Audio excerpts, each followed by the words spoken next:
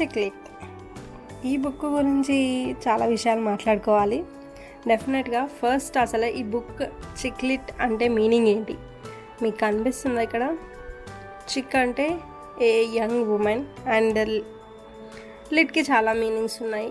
So కంప్లీట్గా చిక్లిట్ అంటే stories written by women about a women for women. కాదు for every one అండి. డెఫినెట్గా ఈ బుక్ చదవాలి ప్రతి ఒక్కరూ. ఈ బుక్లో నాకు నచ్చిన కొన్ని పాయింట్స్ మీకు చెప్తాను. ఫైనల్గా మనం ఒక మగాన్ని తీసుకెళ్ళి వాళ్ళకి వార్నింగ్ ఇవ్వాలనుకుంటున్నాం చూడు, అదే నాకు నచ్చడం లేదు. అసలు ఎంత బాగా అనిపించిందో ఈ లైన్. అంటే ప్రతిదానికి మనం మగవాళ్ళపైన డిపెండ్ అవ్వాలి, అలా అవుతున్నాం అని ఈజీగా చెప్పేసినట్టు అనిపించింది. ఇంకొక లైన్, ఇది వర్కౌట్ కాదు అని తేల్చేసే కంటే అవుతుందేమో అని ఎంకరేజ్ చేస్తుంటే అంతవరకు వచ్చి ఉండేది కాదు. That's my point. అంతే కదా, ప్రతిదానికి ముందులోనే ఇది వర్కౌట్ అవ్వదు, ఇది అవ్వదు అనే కన్నా ట్రై చేస్తే ఏమవుతుంది, అవుతుందో లేదో తెలుస్తుంది కదా అన్న చిన్న లాజిక్ పాయింట్ ఎందుకు మర్చిపోతారు అందరూ. This is one of my favourite line ఈ బుక్లో. మన పేరెంట్స్ మనం ఒకప్పుడు అనుకున్న సూపర్ హీరోలు కాదని అర్థమవుతుంది. వాళ్ళు కూడా కేవలం మనుషులే. వాళ్ళకున్న పరిస్థితుల్లో వాళ్ళు చేయగలిగింది వాళ్ళు చేస్తున్నారు. వాళ్ళ తప్పేం లేదు. ఇదైతే నేను రియలైజ్ అయ్యాను. మనం చిన్నప్పుడు అనుకుంటుందంతా ఒకటి, బట్ పెద్దగా అయ్యే కొద్దీ మనం చూసేది ఇంకొకటి.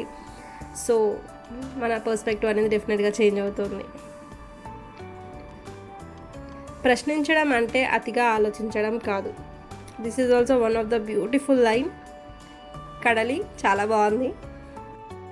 ఇంకొక beautiful line, we are all corrupted in our own ways. అంతే కదా. Few more lines. ఒక ఆలోచన తీరుని ఇంకో ఆలోచన ఓడిస్తుంది. ఈరోజు మనం అనుభవిస్తున్న స్వేచ్ఛ, సమానత్వం అన్నీ కూడా ఆలోచనల యుద్ధంలో గెలిచిన విజయాలే. అంతే కదా. ఇండిపెండెన్స్ డే విషయంలో ఇండిపెండెన్స్ ఆ టైంలో వాళ్ళ ఆలోచన అనేది ముందుకు రాకపోయి ఉంటే మనకి ఇంకా వచ్చిండేదంటారా స్వాతంత్రం? ఒకసారి ఆలోచించండి.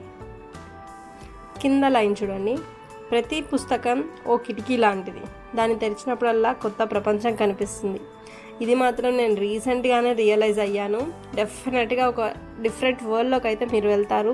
సో మోస్ట్లీ అట్లీస్ట్ ఒక మంత్కి ఒక బుక్ అయినా చదవడానికి ట్రై చేయండి. కంప్లీట్గా డిఫరెంట్ వరల్డ్లోకి వెళ్ళిపోతారు మీరు బుక్ చదవడం స్టార్ట్ చేశారంటే. నాకు ఈ లైన్ కూడా చాలా నచ్చింది. అలా గుడ్డిగా అన్నింటినీ నమ్మకుండా ప్రశ్నించి సమాధానాలు వెతికి వాటికి తగ్గట్టుగా ఎప్పటికప్పుడు మన చుట్టూ ఉన్న సమాజంలో మార్పులు తెస్తూ అందరికీ సమాన హక్కులు ఉండేలా చూడడమే ఫెమినిజం లక్ష్యం. యాక్చువల్ ఫెమినిజం అంటే మీనింగ్ ఇది. ప్రతి ఒక్కరు ఫెమినిజం అంటే ఏంటేంటో అని అనుకుంటారు, కానీ just think about it once. ఈ లైన్ చూడండి, ఆడ మగ ఇతర సెక్సువాలిటీస్ మధ్యనున్న అసమానతల వల్లే ఆడవాళ్ళే కాదు అందరూ నష్టపోతారు. ఆ నష్టాన్ని గుర్తించేది ఫెమినిజం. వాటిని చక్కబెట్టడానికి ప్రయత్నించేది feminism. Feminism is for everybody.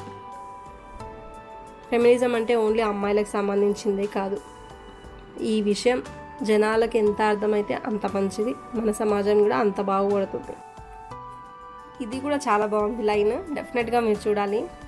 సంప్రదాయాలు మనకి దారి చూపించాలి, కానీ మనల్ని బెదిరించకూడదు, భయపెట్టకూడదు, ముఖ్యంగా బంధించకూడదు. అసలు ఎంత బాగా చెప్పారంటే ఇంకా జనాలు అలానే ఉన్నారు. అంటే ఇలానే చేయాలి, అది అలానే ఉండాలి, అది బెదిరించడమా భయపెట్టడమా ఏంటో తెలియదు, కానీ వాళ్ళ మాట మనం వినేలా చేసుకుంటారు. అది ఎందుకో తెలియదు. ఇవి ఈ పుస్తకంలోని కొన్ని నాకు నచ్చిన లైన్స్ అని చెప్పొచ్చు. కానీ కంప్లీట్ బుక్ కూడా చాలా బాగుంది. It's suspense story. డెఫినెట్గా చదవడానికి ట్రై చేయండి. కడలి నీకు రివ్యూ ఇస్తానని చెప్పాను నేను బుక్ ఫేర్లో కలిసినప్పుడు, ఇప్పుడు ఇస్తున్నాను. The book is awesome. చాలా అంటే చాలా బాగుంది, చాలా నచ్చింది నాకు. Thank you. మన ఛానల్ని ఫస్ట్ టైం చూసిన వాళ్ళు సబ్స్క్రైబ్ చేసుకోండి. Thank you for watching this video.